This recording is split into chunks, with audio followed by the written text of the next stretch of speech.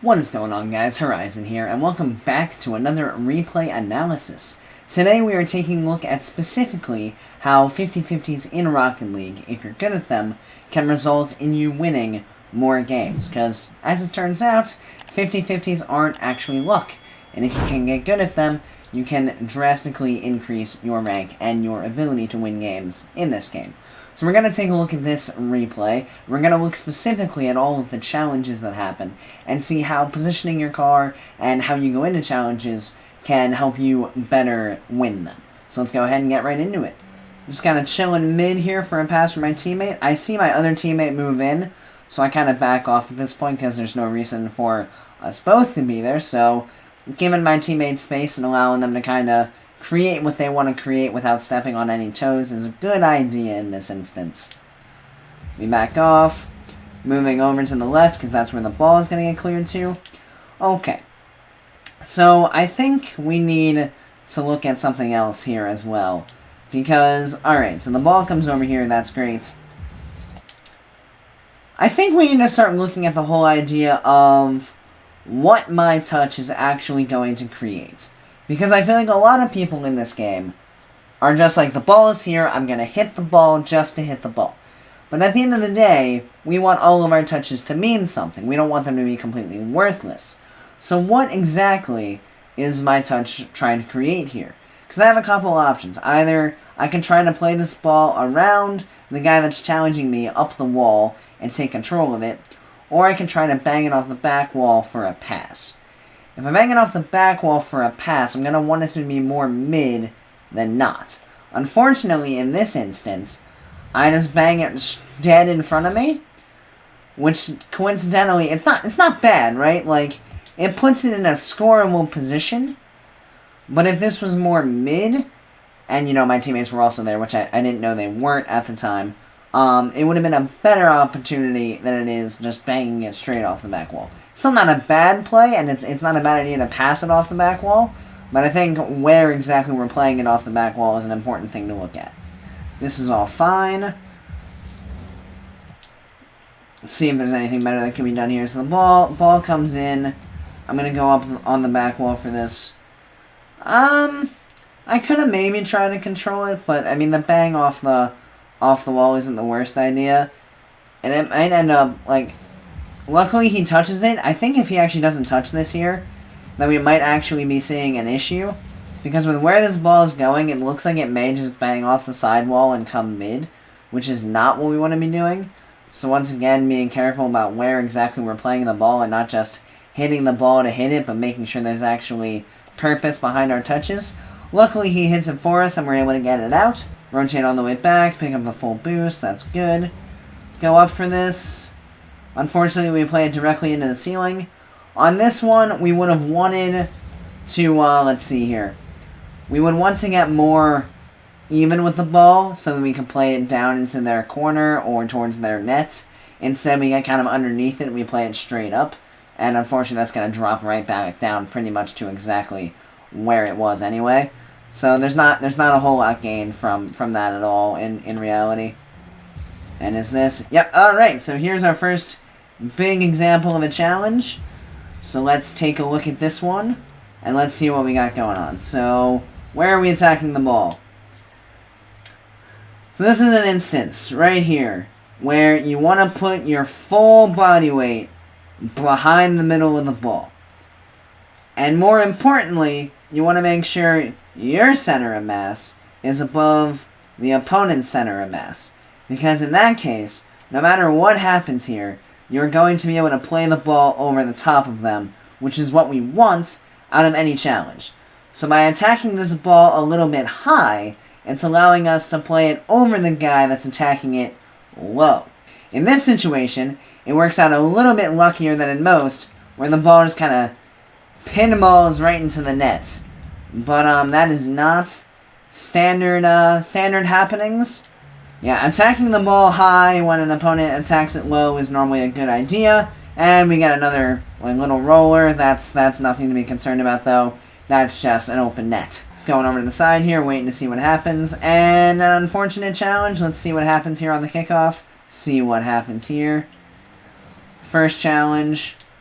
So in this case, this is another example of like making sure that your touches are going somewhere useful. Because in this instance right here, so he knows they're all sitting right behind this ball. So if he hits it straight, they're just going to get a block. Ideally, he might have wanted to attack the ball a little bit more from an angle, or hit the ball on this side so he could push it around him. Unfortunately, he got more in the middle of the ball, and it's going to kill it straight right into the defenders that are sitting behind it. So that's another thing. You want to make sure that if you have the opportunity to play the ball around, you make sure that you're taking an angle to play the ball around the opponents. If you can tell where they're coming from and where they're going to be sitting, if you can hit the ball around them, that's going to be really beneficial. I should also realize in this instance that I'm last back, so I don't know what exactly, because like I turn, go for boost, that's fine, but then I see that, and I'm moving upfield, whereas I'm no longer covering the net, so if any weird pinch happens, it's just going straight in, and there's nothing I can do to stop it. Trying to take a control touch on the wall there. Luckily he gets the ball around. Again, just kind of sitting in no man's land, not sure exactly what I'm going for here. So turn around, but he's already there. I just have to turn back around. It probably would have been better if I just rotated all the way back to net.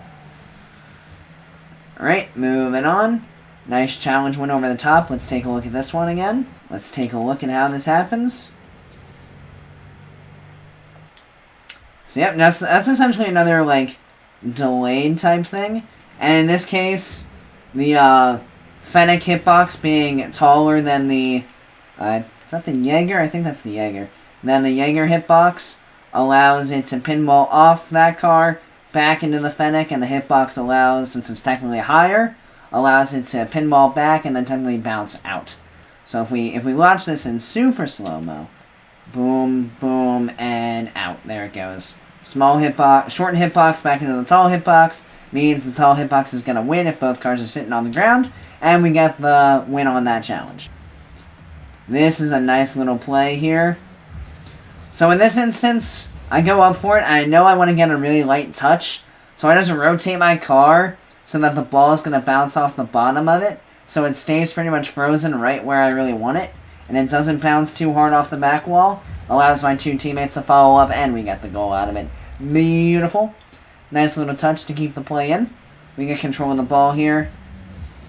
Aerial challenge. Let's take a closer look at this one. Here we go, off the wall. Other guys coming in.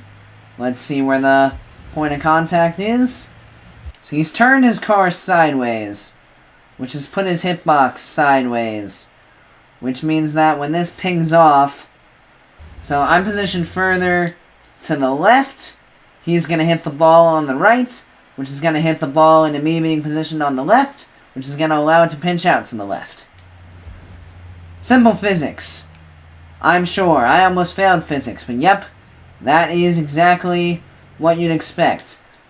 Person sitting on the left of the ball, if the person hits it on the right to the left, it's going to ping off the left straight out to the left side of the field. Exactly what we want. Exactly what we want to go for. This is just a ball that's moving really fast that we don't read fast enough, and it's a goal. And I think it's a dunk goal. So let's see here. Ball drops down. And yep, so it's another one of that same situation where the challenge is coming in from the right. Wurr is trying to play the ball out, and with where this challenge is happening, he's essentially just hitting it directly into Emslow's path, which is going to allow him to dunk this right into the goal. So in this situation, you would have wanted to get more behind the ball instead of to the side of it, because if you hit on the side of it, it's just going to ping right into where Emslow is coming from. If you get behind it, you can actually be a much bigger object to get the ball through and get a better challenge off instead of hitting it to the side. So always try to put your car behind the ball instead of challenging it to the side unless you see where they're coming in. Emslow is coming in from the middle, so you want to be challenging from the middle of the ball and give yourself the best opportunity, trying to make yourself as big as possible. In this case, it might be better if you come side on and just jump into this with the side of your car, because it'll make your car as big as possible and will allow you to get the best challenge result you can. Take a look at this challenge here, shall we? Slow it down and see what happens. He gets over me. I hit it up into him. Simple physics. I'm not at an even playing field, so he gets another touch on it, and it pings off, and away it goes. We're a little slow on this challenge, but once again, if we take a look here as this challenge comes in, so we take a look, we're a little slow, but we see where he's going, and he hits it into us, and it allows us to get the clear to the side. So we go back real quick. So he is approaching the ball slightly to the left. We have our car directly behind the ball, so this is going to ping slightly this way, which means our corner that's here can get a touch on the ball and send it that way. And if we look at what happens here, let's just go here. There it is, off our corner, right off to the right, as was the idea by how we were positioned. Nice little takeoff here. Once again, so we're approaching the ball. We're going to be over the top of them again, it looks like. Indeed we are, and we're on the... I'm really high on the ball right now, hold on. So we're over top of them. We're positioned directly in the middle of the ball. Well, we're positioned off to the left. They're underneath us, so the only thing they can really do is hit it up into us, and as soon as they hit it up into us, it's going to allow us to get control. So in this situation, it may have actually been better if we wanted to control this a little bit, to be a little more to the right of where we are right now, because if this ball gets hit into us, we can actually control it to go mid. And it's still going to go mid off this challenge just because of where we are, but it could go more mid if we're positioned a little more to this side of the ball because of how this challenge is going to go, since he's going to be playing it essentially right into us. We'll take what we can get, though. We get the challenge win. He's going to get the touch. We're going to come up for it. I didn't get around this ball the way I wanted to. So I got a little to the side of it instead of out in front of it, and it pinged right out into the middle. Slow takeoff again. Luckily, I'm closer. So I'm still able to get a touch on it because I'm closer. And luckily, he hits it into me again. Let's see what happens here. So he gets slightly above the middle of the ball here. If we look, here he comes. So with where this ball drops, he's at the middle of the ball, maybe slightly above it.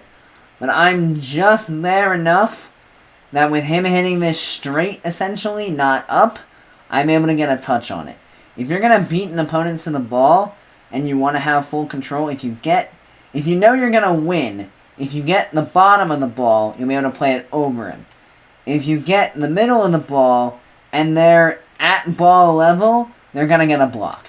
So in this case, because I'm at ball level and he hits it in the middle, which is going to send it straight, I get the block here, which is fantastic.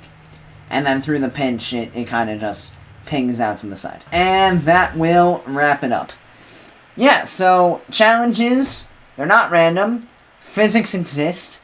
You want to make sure that you're putting as much body weight behind the ball as you can, and paying attention to how your opponent is approaching the ball so that you can put yourself in the best position to come out on top in those challenges. Because if you can turn 50-50s into 70-30s or even 60-40s, you're going to win so many more challenges, put your team in so many better situations, and ultimately give yourself a much better chance to win games and increase your rank. So thank you everybody so much for watching. I greatly appreciate it. As always, if you enjoyed the video, give it a like, hit that subscribe button, and turn on notifications. Have a great rest of your day, and I'll see you tomorrow. See you later, guys.